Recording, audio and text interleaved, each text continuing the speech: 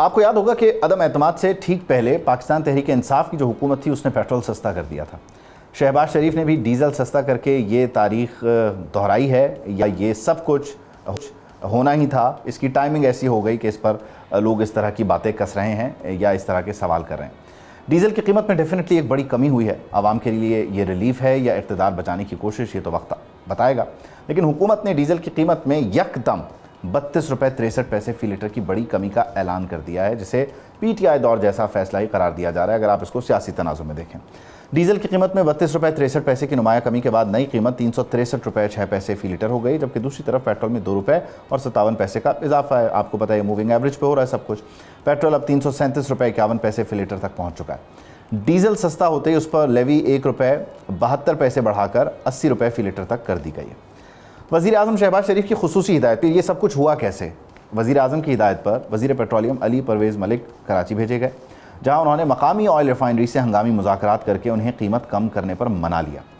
पाकिस्तान ज़ाहिर है अपनी डीज़ल की जो कुल ज़रूरियात है उसका 75% 5 मकामी ऑयल रिफाइनरी से हासिल करता है, लेकिन हैरत अंगेज़ तौर पर ईरान जंग के दौरान डीज़ल जो 280 रुपये फ़ी लीटर था उसकी कीमत 520 रुपये 35 पैसे की बुलंद तरीन सतह तक भी गई।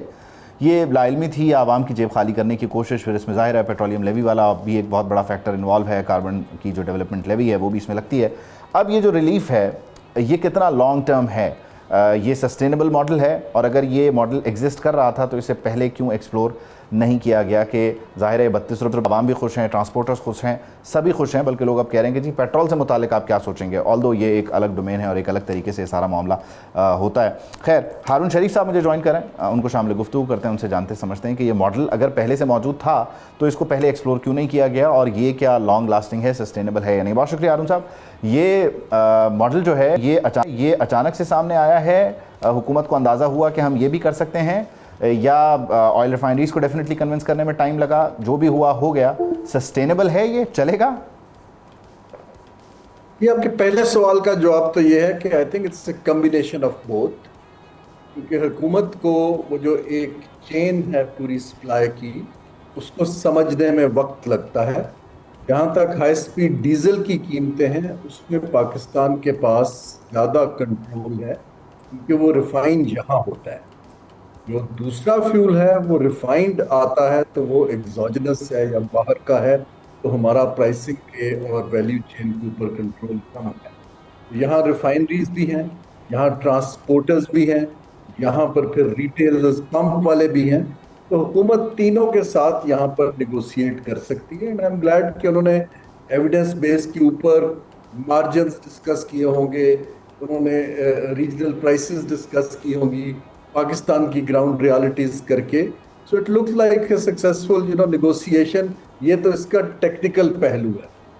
हुकूमतें इंटरवीन क्यों करती हैं ऑयल प्राइसेस में? नॉर्मली तब करती हैं जब इमरजेंसी हो, लेकिन पाकिस्तान बिकॉज हम टैक्स भी कलेक्ट करते हैं, हमारा तो हुकूमत ने प्राइसिंग पे कंट्रोल रखा हुआ है।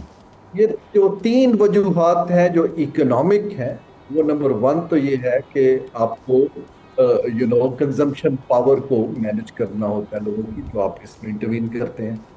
हमें ओवरऑल इन्फ्लेशन का इम्पैक्ट देखना पड़ता है। पाकिस्तान जैसे में जो ऑयल फ्यूल रिलेटेड प्रोडक्ट्स हैं उनका इम्पैक्ट इन्फ्लेशनरी बास्केट पर बहुत ज़्यादा है।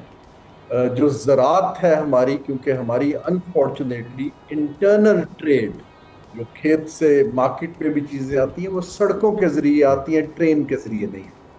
तो ना तो हम बिजली इस्तेमाल करते हैं उसमें, ना हम ऑल्टरनेट एनर्जी, तो डीजल इस्तेमाल होता है, तो इसका इम्पैक्ट फिर ज़रूरी अजनास के ऊपर भी आता है। तो ये 3 इकोनॉमिक फैक्टर हैं। सियासी फैक्टर्स पे मैं तो उसका एक्सपर्ट नहीं हूँ, लेकिन पॉपुलिज्म हमारी सियासत का एक इसेंशियल पार्ट है, और उसके ऊपर पॉलिटिकल पार्टीज पॉइंट स्कोरिंग करना चाहती हैं। अच्छा, इसमें बुनियादी तौर पे हारून साहब, ये जो सारे का सारा तरीक़ा कार है या फार्मूला है जिसमें आपने कहा कि हुकूमत इंटरवीन करती है, हुकूमत ने तो पिछले दिनों हमें ये बताया कि हमने इसको आज़ाद कर दिया है, इसको अब ओगरा देखेगा और पेट्रोलियम डिवीज़न देखेगा, और वहाँ से जो है ये रोज़ाना की बुनियाद पर मूविंग एवरेज पे प्राइसेस हो जाएंगी। फिर वो हुकूमत ही है जी। हाँ, बुनियादी तौर पे वो हुकूमत ही है, लेकिन वो कहते हैं कि हम इसको डिसेंट्रलाइज कर रहे हैं, अब हमारी इंटरवेंशन के दरवाजे हम ख़त्म कर रहे हैं। लेकिन आपने देखा कि फॉर पॉलिटिकल गेंस या वट एवर उन्होंने उस 32 रुपये के अनाउंसमेंट को अपनी झोली में डालना ही मुनासिब समझा। हम जब से एक दिन की प्राइसेस पे आए हैं, आप समझ रहे हैं कि इंटरवेंशन ख़त्म हो गई या कम हो गई, या वो है बस उसका चेहरा और अंदाज़ बदल दिया गया है?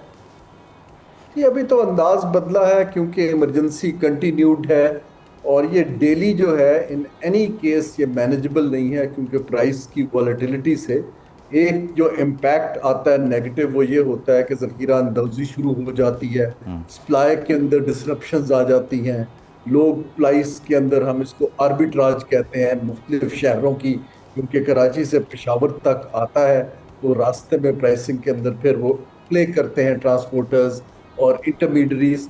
ये खासा कॉम्प्लिकेटेड प्रोसेस है।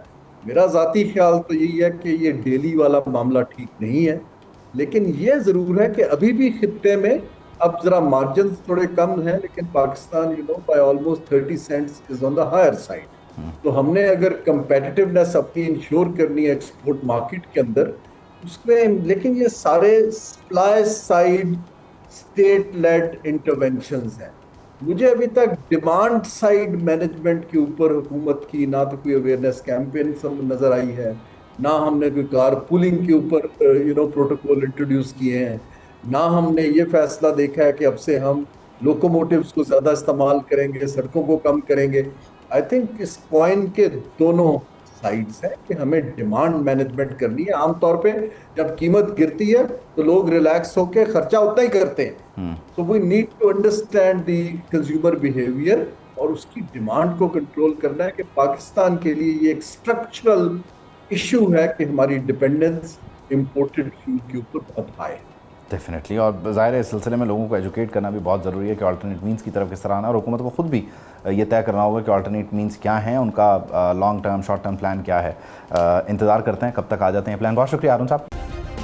सब्सक्राइब करें और बेल दबाएं ताकि कोई खबर रह न जाए।